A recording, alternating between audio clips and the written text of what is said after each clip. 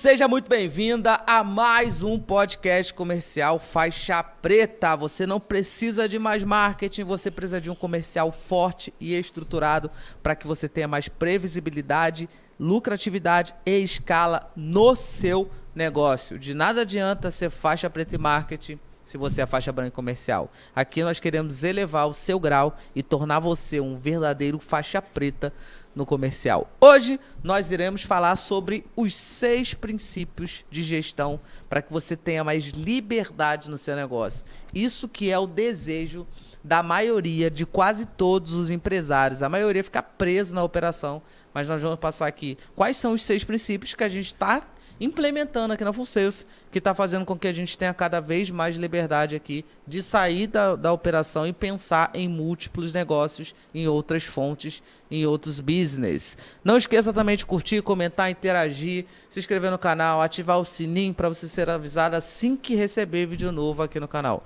Como sempre, ao meu lado, meu sócio Vinícius de Sá. Boa noite, Yuri. Tudo bem? Boa noite você que está em casa. Esse conteúdo é um conteúdo de sabedoria, fica até o final, que vai ter muita sabedoria para você que é empresário.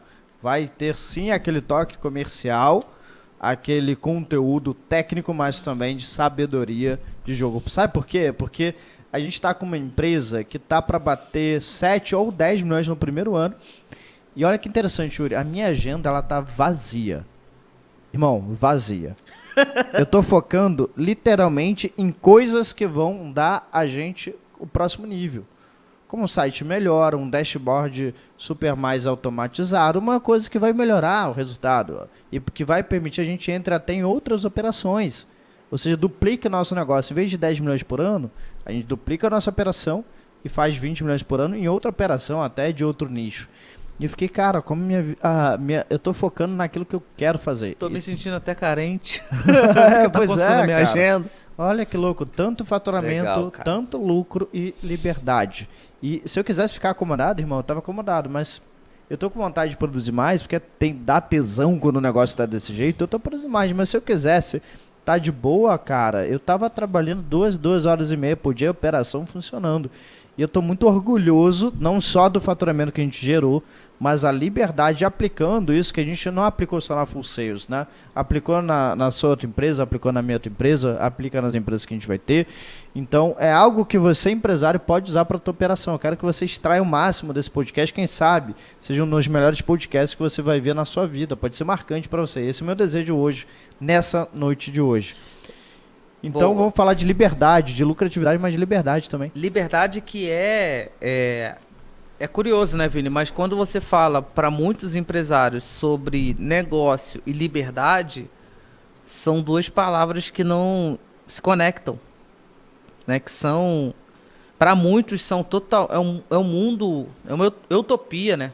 Uhum. Porque a maioria dos empresários cresceu com a seguinte mentalidade de estar sempre preso e ser sempre ali o cara que está na operação, que está no nível estratégico, que está no nível tático. Não, que está no operacional, né? Que está no tático, ao invés de estar no estratégico. E eu já te falei isso uma vez, mas tu que vem mudando muito a minha cabeça em relação a isso. Porque eu era o cara que queria ficar lá no operacionalzaço, chão de fábrica. Só que enquanto tu tá no operacional, você não consegue pensar em outros business, né? Então, tu falou uma coisa... Cara, olha que engraçado. Tu falou da agenda, cara. Hoje, a minha sensação foi a mesma coisa. Falei assim, velho, o que tá acontecendo?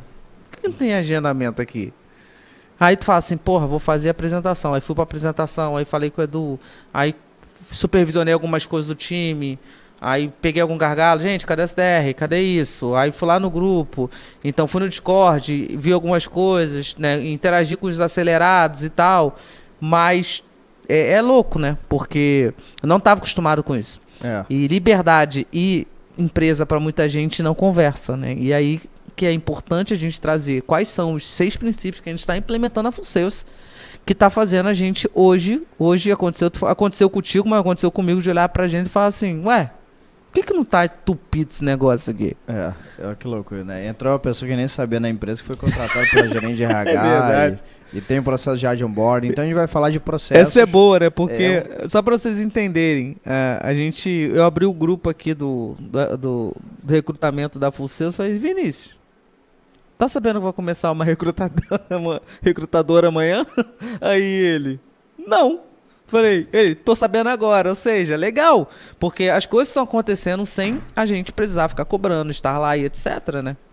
E aí você brincou, me sacaneou que até pra eu soltar um peido tem um processo de como peidar, né? Mas olha só, a contratação, o onboarding, o treinamento, tudo tá acontecendo. Não, isso aí é você, 100%, né? Porque o Vinícius, a gente, não, o processo foi você basicamente. A gente tem um perfil totalmente diferente, né? Eu sou um perfil mais influente, dominante, o Vini é um perfil mais metódico, mais analítico. Então a gente é totalmente, então nós somos tipo um complemento.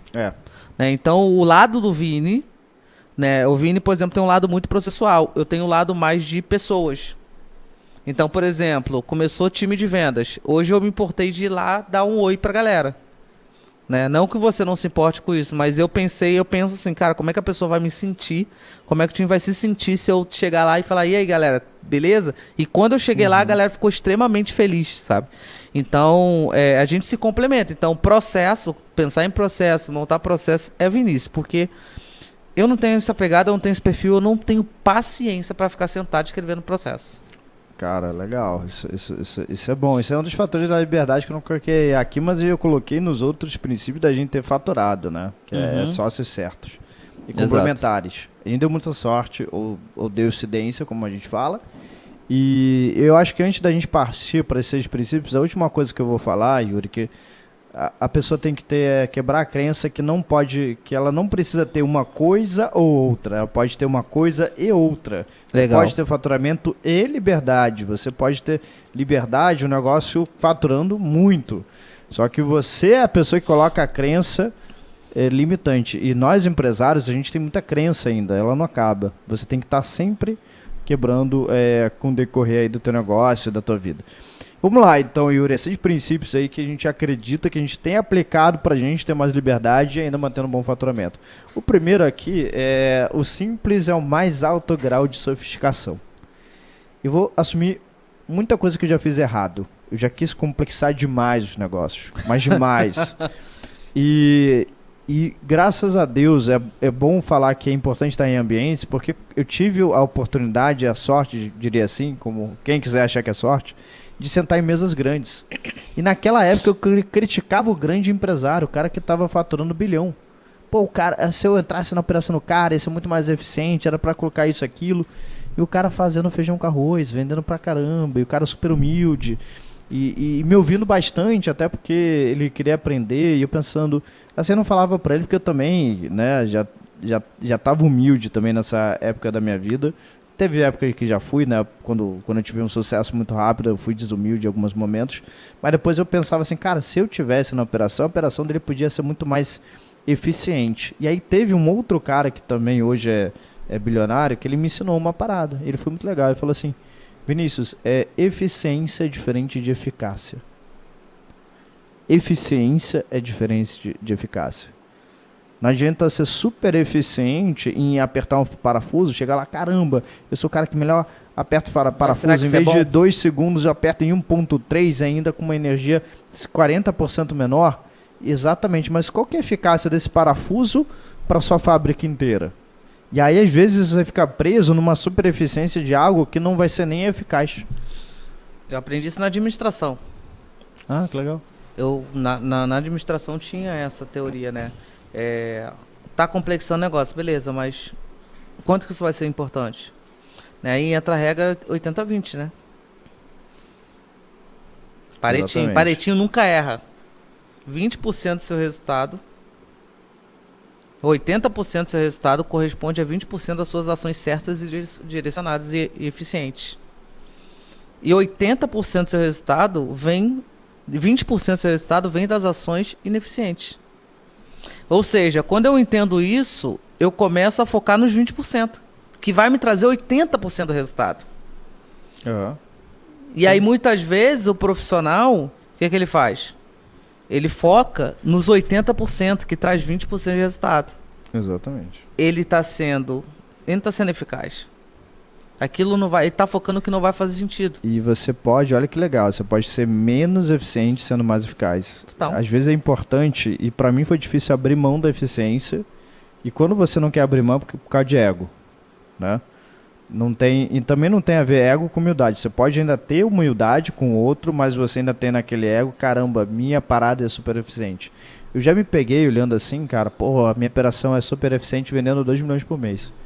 E o cara vendendo 20, muito menos eficiente. Mas quem que era mais eficaz? O cara que vendia 20 milhões por mês ou o cara que eu vendia 2 milhões por mês? E podendo, claro, chegar lá, mas assim, preso ainda na eficiência. E aí, quando se você sai do ego, porque às vezes você quer fazer algo complexo e mostrar, caramba, olha o que eu fiz, olha como é bacana, olha como é funcional, só que é parada, meu irmão. Tem outro fazendo muito mais simples, o feijão com arroz, e tá te ganhando de lavada. Ó, e olha só que interessante. Aí a gente traz pra história da Full Sales, né?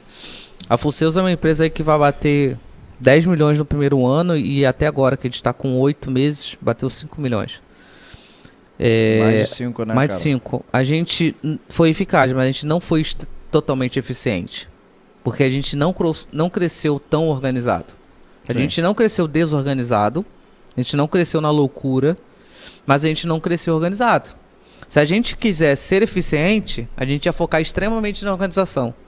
Em organizar tudo para crescer. Só que ia ter um problema. A gente não ia ter o crescimento que a gente teve.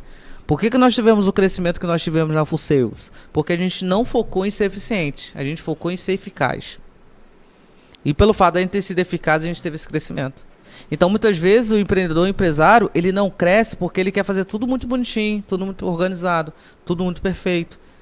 E ele não cresce. E aí tem aquela máxima, né, que você fala muito, cresce e organiza.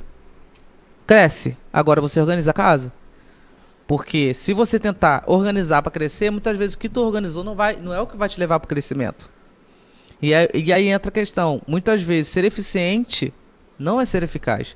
E ser eficiente, às vezes, é ruim. Porque ele trava o teu crescimento. Dá para ter os dois na medida certa, né, Yuri? Exato. E você não pode ficar preso na eficiência. Eu já fiquei muito preso na eficiência e não fui eficaz. E a gente foi eficaz, eficiente, mas a gente foi mais eficaz e a eficiência, ela foi a base para ser eficaz, não o contrário, né? A gente olhou primeiro o que é eficaz e depois a gente foi gerando eficiência para chegar lá, né? O que é o ponto, muita coisa a gente está organizando agora, mas é o que eu falei, a gente não cresceu desorganizado, a gente não cresceu na loucura, fazendo merda, deixando um monte de buraco no caminho, não. Mas a gente também não se preocupou em fazer o negócio lindinho, perfeitinho, bonitinho, não, e vambora. Vambora, e né? vamos ajustando o que tiver que ajustar e no caminho a gente ajusta. Exatamente. Se você está gostando desse podcast, envia para aquela pessoa, porque vai vir mais coisa interessante. Caso você queira esse mesmo resultado que a gente, não de faturamento só, mas também de liberdade, tá? Boa. Acompanha a gente e envia para quem você acha que merece. O segundo ponto é invista em processos depois da leg. Então, por exemplo, a gente começou fazendo as vendas, depois refinamos uma baita apresentação, refinamos um baita processo de treinamento e um baita script. Delegamos. Porque quando você não cria o processo e você delega, às vezes volta para você e gera muito mais trabalho. Então você faz, cria o processo e delega. Por quê? Ah, Vinícius, mas um ser humano, eu estou contratando um vendedor para vender, tem que saber vender. Mas existe um fator, Yuri, que eu chamo que é o C na reta. O que é o C na reta? Quando você é empresário, porque o empresário é o cara que mais vende? Ele, claro, conhece o negócio, mas o C na reta dele é muito grande. O C na reta faz você virar um super-homem. Porque imagina você correr para fazer, você imagina um pitbull correndo atrás de você. Se você não vender, se você não fazer acontecer, se não fazer a planilha, quem vai se ferrar é você. Quem não vai pagar a conta no final do mês é você. Então a eficiência por você estar na reta é muito maior. Então você faz alguma coisa porque o teu foco, o teu processamento, ele tem que se aguçar. Você já é um empresário que já foi trabalhado para ter alta performance. Se não tiver, você está morto. E aí você entende todas as nuances, ou algum sócio seu faz, uma pessoa de muita confiança. Por exemplo, a gente tem um colaborador de muita eficiência que eu posso por ele, mas ele é uma pessoa rara, né? Só que a maior parte das vezes a gente criou o processo, delegou, escalou. Nessa ordem. Então, invista em criar processo e depois delegar. É muito mais eficiente. E apesar das pessoas poderem fazer as coisas por conta própria, eu não esperaria isso delas. Eu prefiro que elas sejam boas de seguir o processo, eu cobro o processo. Agora, criar o processo Elas podem fazer, mas nem sempre uma pessoa vai conseguir fazer um bom processo. Sim, é claro. E o que é interessante na criação de processo, né? Quando você cria um processo, fica muito mais fácil, inclusive quando você contrata ou quando alguém sai. Uhum. Porque quando chega uma nova pessoa no departamento, no setor, seja lá como se chame, essa pessoa ela já vai abrir um Trello, um ClickUp, e ela vai saber exatamente o que ela tem que fazer.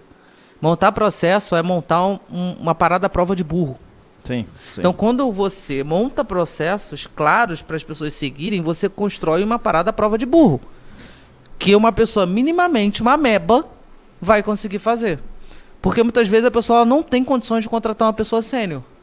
Ela vai contratar uma júnior. A júnior, ela vai delegar mais esforço, ela vai delegar mais atenção. Mas tendo um processo claro que tu vai fazer, ó, tu vai fazer isso aqui, depois tu aperta esse botão, depois você faz isso, depois você faz isso, ela vai seguir um script, ela vai seguir um processo. Com isso, ela chega no KPI mais rápido, Sim, nos números que ela aí. precisa. Sim. Ela vai rampar mais rápido e vai minimizar a sua vontade de demitir ela, porque ela vai estar seguindo um processo. Pô, se ela minimamente não conseguir seguir um processo, aí realmente não é a pessoa que deve estar ali. Mas se você não consegue contratar uma pessoa sênior, um júnior, um processo vai ajudar. E se você, aí entra o que o Vini falou, uma coisa interessante, faça você os processos. Isso também vai depender, né, Vini, do nível da pessoa que você contrata. Se você contratar uma pessoa sênior, ela vai conseguir fazer o processo. O que a gente está fazendo muito na Full Sales? A gente está contratando pessoas sêniores em todos os departamentos.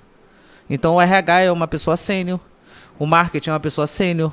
Por quê? Porque o sênior ele vai ter mais autonomia, ele vai ter mais experiência, ele vai conseguir construir um processo, ele mesmo constrói o processo, e isso facilita o nosso trabalho. Quando você contrata um júnior, não. Então, quando você está no nível, muitas vezes a pessoa fica fazendo conta, as contas burras, que eu costumo dizer. Que a pessoa fala assim, pô, vou pagar R$2.000 a mais naquele colaborador. Aí eu falo, mas o quanto aqueles R$2.000 a mais pode deixar você pensar mais, deixar você fazer mais network, deixar você falar com mais clientes, deixar você prospectar mais. Então paga R$2.000 a mais para um sênior, para que você tenha mais tempo, mais liberdade e menos dor de cabeça no processo.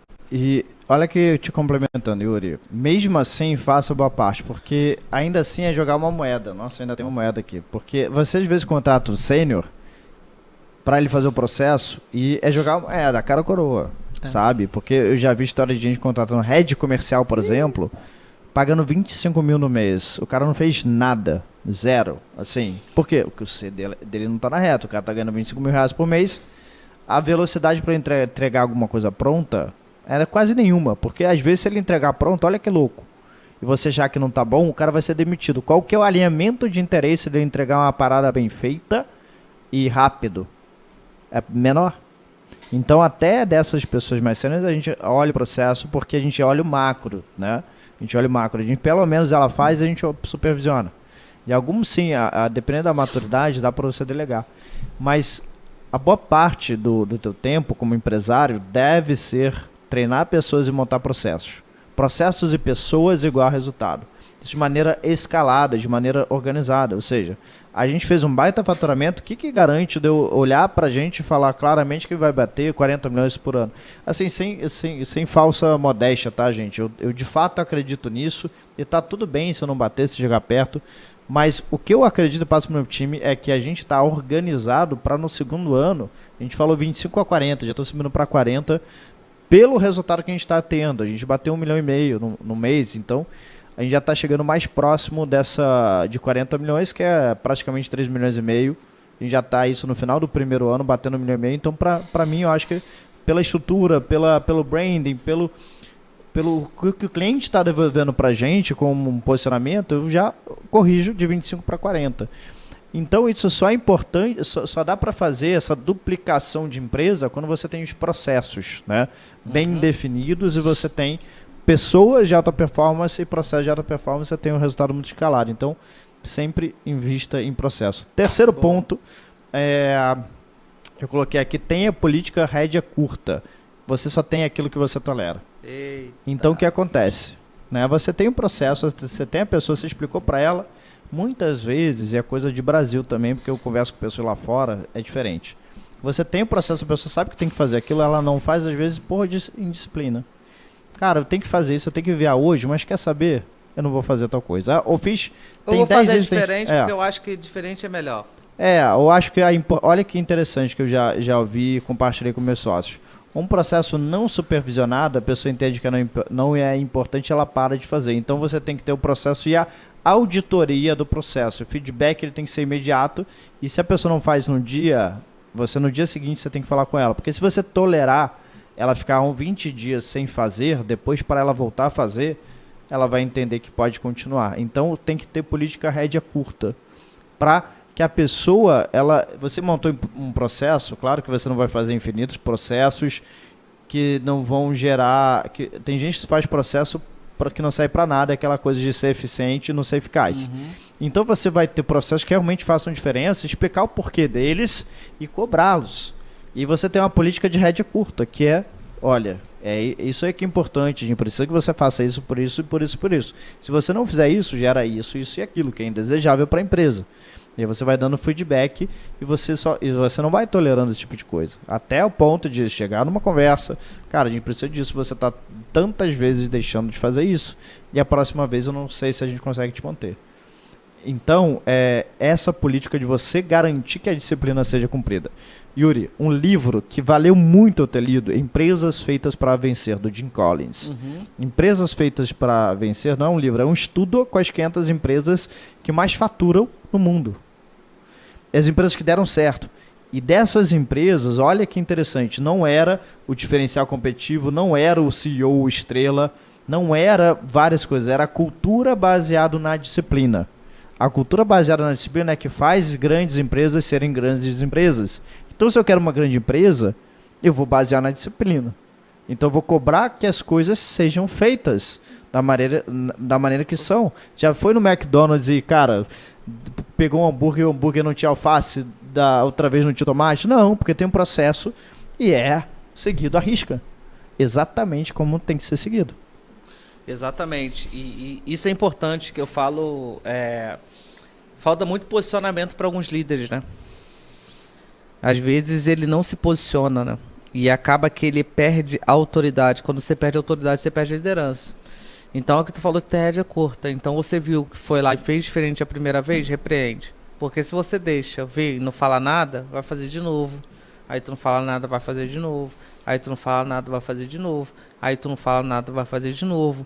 Ou seja, a pessoa ela vai estar sempre fazendo e se tu fez uma vez, e ela fez uma vez, se tu não falou, ela vai fazer de novo, de novo, de novo, de novo. E depois você tirar um comportamento dela é muito difícil do que você posicionar na primeira vez.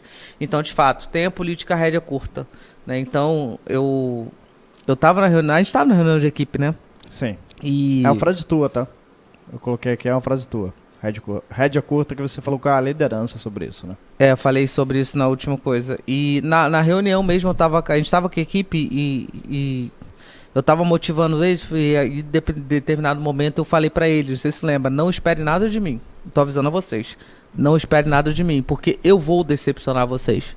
Porque às vezes eu vou fazer algo que vocês discordam de mim, que você achava que eu deveria fazer diferente. Então, eu sou esse Yuri que vocês conhecem, mas não espere nada de mim, porque você vai se decepcionar. Então a equipe sabe, não espere nada de mim, porque eu vou decepcionar vocês. Isso é posicionamento. É você fazer o que você acha que é certo e ter rédea curta. Né? Então tenha rédea curta e faça o que você acha e acredita que é certo. Tu vai errar? Vai. De vez em quando eu vou errar. Vou passar do ponto. Já passei do ponto. Né? Uma vez eu passei do ponto, você me chamou no privado e falou assim, pô, Yuri, dá uma passadinha. Assim como tu passou do ponto, eu falei assim, pô, Vini, deu uma passada. Pô, não foi legal. Então, mas a gente é rédea curta. Tem que fazer. Não tem mimimi, não tem caô. Tem que fazer. E acabou. Então é muito disso mesmo você ter essa rédea curta. E a gente ouve muitas vezes, né? A pessoa, cara, isso aqui Sim. não tá tão necessário. A gente pensa assim, tá, legal. Às vezes a gente fala assim, a gente, pô, podemos mudar ou não. É assim por causa disso, daquilo. A gente refala sobre a importância de tal processo. A gente mostra que, pela nossa experiência, aquilo, apesar de não parecer tão necessário no olho do outro, é necessário ao âmbito da empresa por alguns motivos que você vai mostrar pelos quais, né? Hoje aconteceu até uma coisa interessante. no privado aconteceu, mas cabe muito essa questão de rédea curta e você dizer não quando precisa. Um dos nossos colaboradores mandou uma mensagem para mim e falou assim: Yuri, o Zoom não tá passando. Né, o cartão não tá passando no Zoom. Eu falei, me manda a senha aí que eu vou mudar. Aí eu fui lá, mudei a senha do Zoom, passei. Aí ele pegou, printou a tela do Zoom, circulou o negócio e falou assim: aproveita e aumenta o coisa na nuvem. O espaço na nuvem. Aí eu respondi: por que liberar espaço na nuvem? Porque eu falei assim: apaga o que tá. Não vou liberar. Aí ele: não, porque para 10 colaboradores esse espaço tá pequeno. Eu falei: tá, mas por quê? Aí eu falei: por que não montar um processo de... por que não montar um processo de quando o coisa tá lá, as pessoas baixam e sobe onde tem que baixar e deleta. Não precisa baixar. Aí eu falei assim: já sei. Esses dias o James mandou lá no grupo de criar uma automação que já sobe o Zoom direto. Boa, vou fazer isso.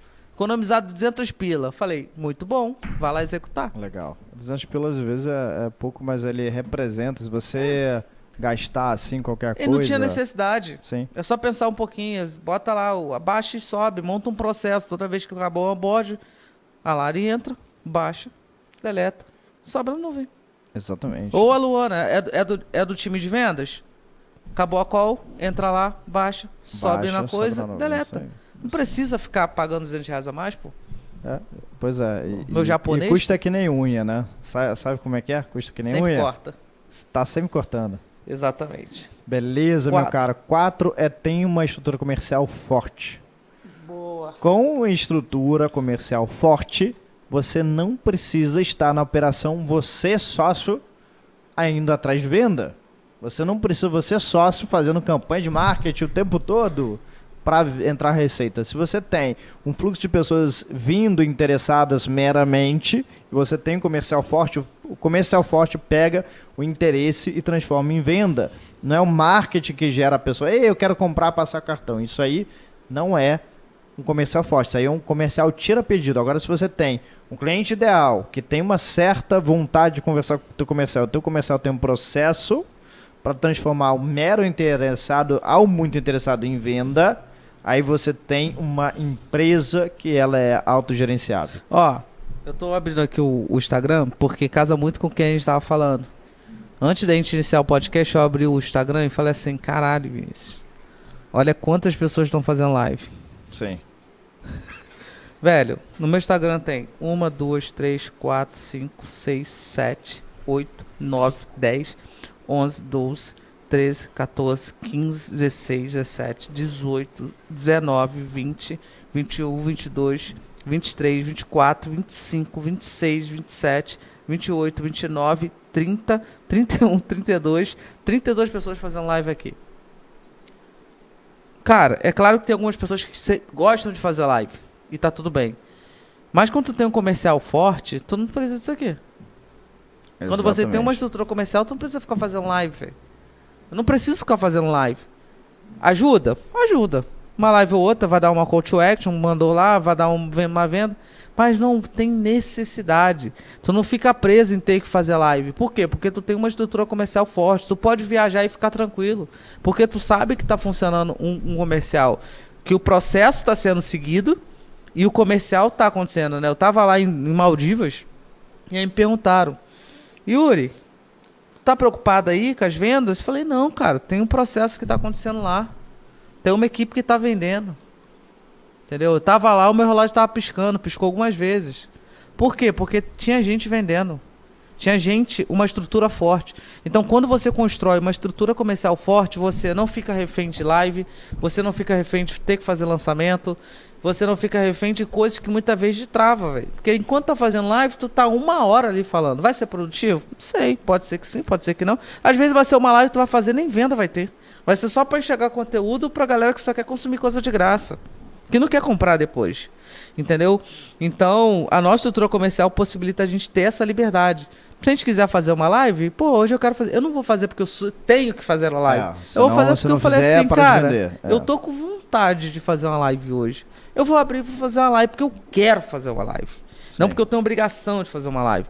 Então, quando você tem uma estrutura comercial, você tem essa liberdade. Aliás, eu tô com tanto tempo na agenda, vamos marcar de fazer live? Bora marcar, fazer live? Que pariu. Porque tá sobrando tempo.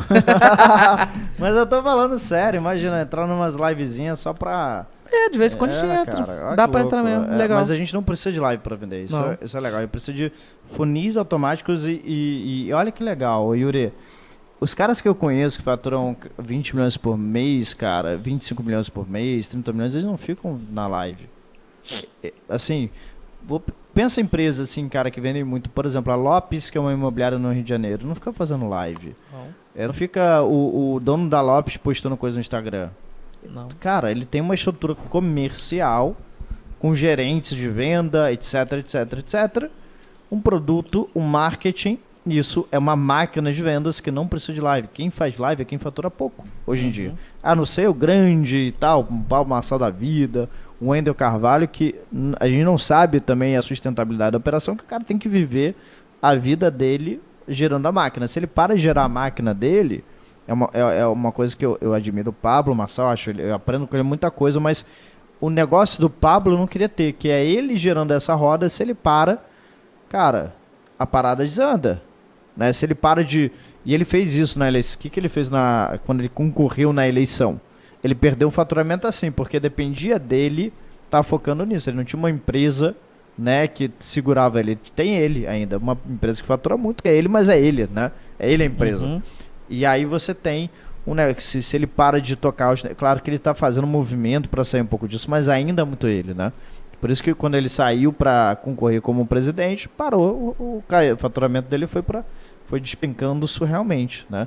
Então a gente não precisa ter essa live dependência tendo uma estrutura comercial forte. Exato. Que nem a gente tem. Se a gente quiser fazer live é porque a gente quer, né?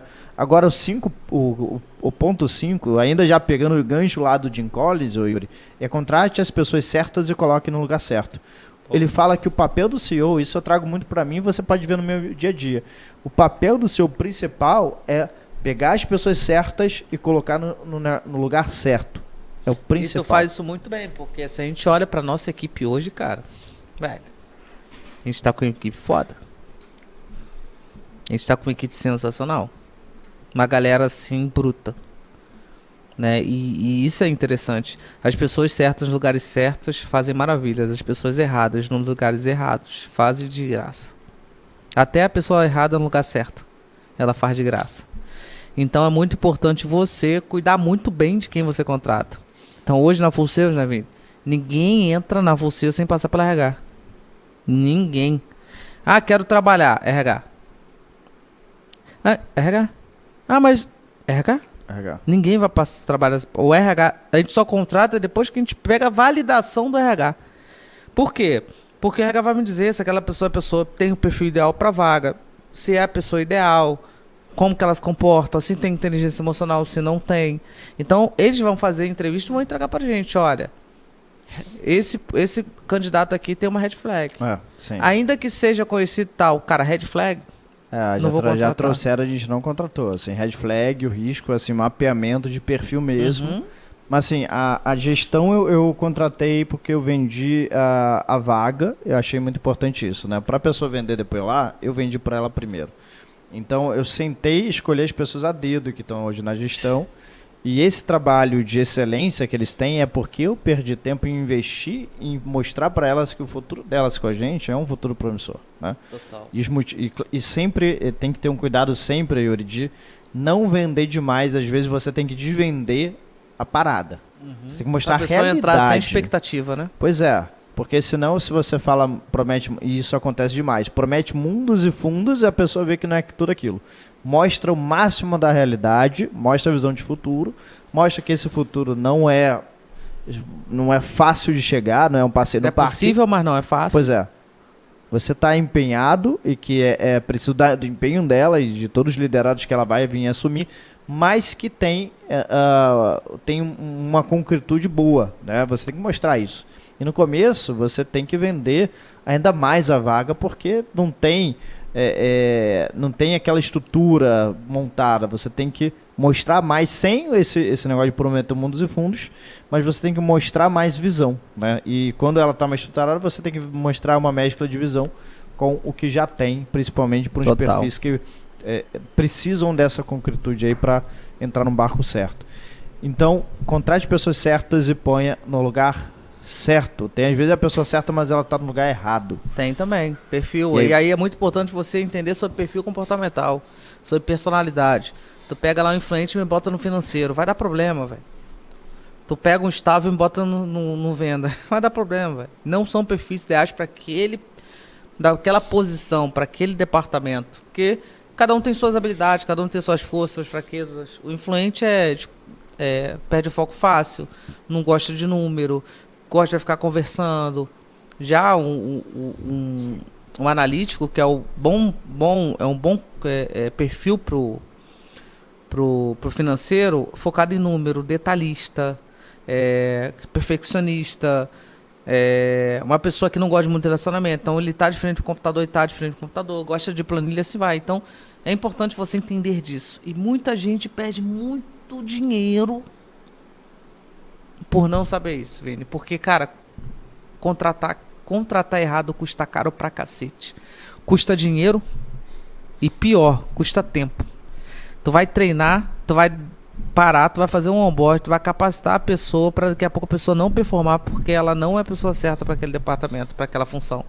Então, se a galera tivesse um pouco de noção do quão importante é você ter um departamento, as pessoas certas, no lugar certo, elas não fariam tanta cagada. Por exemplo, vendas. Tive muita gente contratando errado o departamento de vendas.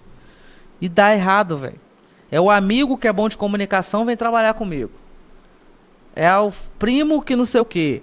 É o amigo do fulano. Ele é bom de venda, vem. Não, filho. Lá é processo, né? Nós temos lá um processo de RH de contratação com várias etapas, extremamente criterioso, chato no processo. Por quê? Simples, a gente quer contratar certo, para que a gente perca menos tempo. Hoje, tu viu é muito engraçado isso. Não sei se tu viu hoje no WhatsApp. Não viu, não? Uma conversa com uma pessoa? Conta aí. Vou te contar essa. Essa aqui é boa. Tá. E aí conecta muito de você, às vezes, botar a pessoa e você perder a pessoa e depois perder tempo porque você errou na contratação ou errou em outro ponto qualquer. Ó, a pessoa virou pra mim e falou assim, Vini. Como é que ela pegou meu WhatsApp não sei aonde e mandou uma mensagem pra mim? Aí eu falei assim, oi jovem, espero realmente que vocês estejam com a gente na Funseus em breve. Aí falou, meu sonho, mano. Fico de cara com seus vídeos. Falei, quanto a comissão, que ele me perguntou comissão, né? Quanto a comissão fixo 1.800 mais 4 a 5%, ticket baixo 10%. Aí ele falou, salgado essa comissão, não acha? Salgada, né? Aí eu falei, aí ele botou ticket de 36k e mentoria de 70 mastermind. Aí eu respondi embaixo, close tem que ganhar bem, senão não fica. Aí ele, e se eu subir o fixo para 2.500 e fixar 2%? Aí eu respondi, o erro de muita gente é justamente fazer essa conta. Ganha muito na mentoria e quer pagar merreca pro closer. Meu closer tem que andar de Rolex igual a mim. Legal. Eu falei, se você fizer isso, tu vai ter uma pessoa fiel junto a você durante um bom tempo. E aí muitas vezes a pessoa tá certa, mas tá no lugar errado. Por quê? Porque você tá comissionando mal. Você tá pagando mal. A pessoa não fica, pô. A pessoa me vende uma mentoria de 35 mil, um mastermind de 70 e quer pagar 2% de comissão pro closer, que vendeu. Porra, Vinícius. Pô, aí não dá, né? Aí não dá, né? Aí não dá, cara. Se for de lançamento, se for de imersão, são outros 500. Economia burra, cara. Economia burra.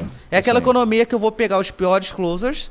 A multipropriedade, velho, ganha 4% vendendo produto físico, que é uma obra, e tem grandes empresas que reduziram muito para 1%. Que é uma margem bem menor. É. Mentoria, o cara tem margem altíssima. Pois é, então é uma conta burra. É uma conta burra muitas vezes, né? Ele acha que vai ganhar mais, mas não ganha mais, porque ele pega só... a gente foi num grande player... Ele ganha mais dor de cabeça. Mas o meu sócio Matuta, ele foi num grande player que o cara cortou a comissão na metade. Falou, cara, meu closer tá ganhando muito, tá ganhando 30 mil, Sério? 25 mil. Nossa! Aí a equipe inteira foi embora. E aí ele foi lá ver a apresentação desse cara. Falou, cara, assim, muito ruim, assim, muito fraco. Porque ele escolheu pegar as pessoas fracas porque ele achou um absurdo o closer dele tá ganhando 30 mil. Meu filho, se o teu closer tá ganhando 30 mil, imagina você. Olha o que o cara está fazendo no seu negócio. Então, é importante você saber pagar bem as pessoas certas também. Agora, o sexto ponto, Yuri, que eu vou trazer aqui para quem está até agora vendo nosso podcast. Parabéns. Eu espero que esse podcast tenha sido útil. Mas o sexto ponto para a gente seguir aqui é metrifique e se preocupe com o essencial. Muitas vezes a gente quer desviar o foco para o que não é essencial. Esquece que o essencial é o que vai ser eficaz. Então a gente tem que metrificar aquilo que é importante pra gente. Porque se você não metrificar, você não sabe onde você está pisando. E, voltando ao livro do Jim Collins, ele fala que o teu time ele tem que ter um olhar realista. Não é um olhar otimista, é um olhar realista da situação. Ele tem que trabalhar para o que ele quer chegar, mas a situação que ele tem que olhar tem que ser realista. E você tem que metrificar aquilo que você vai estar tendo. Qual que é o resultado que você vai estar tendo, qual que é o custo, qual que é o lucro. Não é tipo, não quero olhar o lucro. Tem muito empresário assim, cara, não quero olhar o lucro porque se eu olhar eu me assusto. Aí você vai ver lá no final. A gente faz todo mês reunião financeira e sabe quanto que entrou no detalhe e quanto está saindo. Se estiver saindo muito, a gente faz uma ação. Se estiver entrando muito, que bom. Se estiver entrando pouco, a gente tem que fazer uma ação. E por aí vai. Mas todo mês a gente vê financeiro. Toda semana a gente vê marketing. Toda semana a gente vê comercial.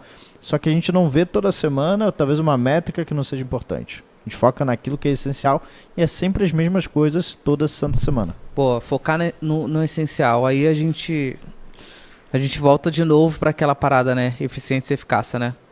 E é muito importante você saber no que focar. Tem um livro chamado A Única Coisa. Uau, legal. Não sei se tu já leu esse livro. Cara, é um livro pequeno, mas é um livro fantástico. E o que ele fala? Às vezes a pessoa ela fica focada em várias coisas. Mas qual é a única coisa que se você fizer tão bem feito, vai gerar um efeito dominó nas outras? Então, qual é a única coisa que eu preciso focar no meu dia hoje? Qual é a única coisa que eu preciso focar nesse mês? Qual é a única coisa que eu preciso focar na minha empresa? Porque quando eu foco nessa única coisa, todas as outras coisas, elas acontecem, porque todas elas estavam ancoradas nessa única coisa. Então, é como se eu pegasse o centro da flor e eu tirasse ele. O que acontece? As pétalas caem. Por quê? Porque todas as pétalas estavam sustentadas pelo centro. Então, a única coisa que eu tenho que fazer para derrubar as pétalas é tirar o centro. Agora, eu poderia focar em tirar as pétalas. Só que eu ia ter que tirar uma por uma. Olha o tempo que eu demoraria. Muito maior. Então, qual é a única coisa que, se você fizer, todas as outras serão impactadas? Esse é o pulo do gato. Aí conecta com o que tu falou, de metrificar o que é essencial. Metrificar a única coisa. Exatamente, cara. Não escolher várias coisas, né? Exato. Focar.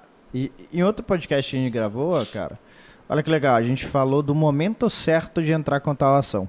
Porque o momento errado, a coisa certa no momento errado vira a coisa errada. Uhum. Então tem fases do seu negócio que fazer aquilo é o momento certo e aquilo às vezes não é. Por isso que às vezes é só sabedoria que vai te dar. Às vezes são anos, né? Eu tô com 10 anos de empresa e muita coisa era o certo no momento errado. Muita coisa era eficiente, não era eficaz. E você tá conversando com pessoas, vai garantir, empresários de alto nível de jogo, vai garantir essa sabedoria. Seja em grupo pago, que a gente acabou de pagar um monte de grupo pago nessa nossa vida de 120 mil ao ano, 90 mil ao ano e tudo mais, ou seja gratuitamente, você está com essas pessoas. Claro que eu não pago, você compra o acesso e a atenção delas contigo. Então é importante você coletar essa sabedoria, porque a coisa certa, a melhor técnica aplicada no momento errado te dá atraso. É aquilo que eu falei naquele outro podcast. A estratégia de prospecção, de ampliar, O momento errado é muito mais prejudicial. Você tem que ter timing, você tem que saber a experiência de ter timing. Que nem a contratação. Qual momento eu contrato? Tem sim, o By The Book tem uma fórmula para você fazer isso, mas também tem muito feeling. Você sentir qual que é o momento de fazer isso. Quanto desorganizado você pode crescer em nome de ser eficaz, por exemplo, o quanto eficiente você precisa ser para sustentar ainda mais crescimento. Isso é tudo da tua experiência. E eu espero, né, que quem esteja assistindo possa tirar muito valor desse podcast. Eu sei que para muita gente você já aplica, mas o óbvio precisa ser dito. Para muita gente é coisa nova, porque são 10 anos de vivência nossa e são muitos milhões de faturamento e muito calo na mão para ter chegado onde a gente chegou. Então eu espero que você compartilhe muito esse conteúdo, reveja, né, com bom conteúdo se rever, e também maratone outros conteúdos que vão te ajudar você nessa jornada de ter mais liberdade, previsibilidade e lucratividade. Sensacional, Vini, sensacional. Tenho certeza que muita ficha caiu para quem estava lá. Obrigado por você ter ficado com a gente aqui até o final. Não esqueça de curtir, comentar, compartilhar, divulgar, se inscrever no canal, ativar o sininho para que mais pessoas possam ter acesso a esse conteúdo. Lembre-se, você não precisa de mais marketing, você precisa de um comercial forte e estruturado no seu negócio para que você tenha mais previsibilidade, lucratividade e escala no seu negócio. De nada adianta ser faixa preta em marketing e faixa branca no comercial. Nós queremos aqui elevar o seu grau de faixa no comercial e transformar você em um verdadeiro faixa preta. Muito obrigado pela sua presença. Espero você semana que vem, terça-feira, às 20h30, aqui no nosso canal. Um beijo, um abraço, uma ótima noite para você. Se cuida aí. Tchau, tchau. Abraço, tchau, tchau.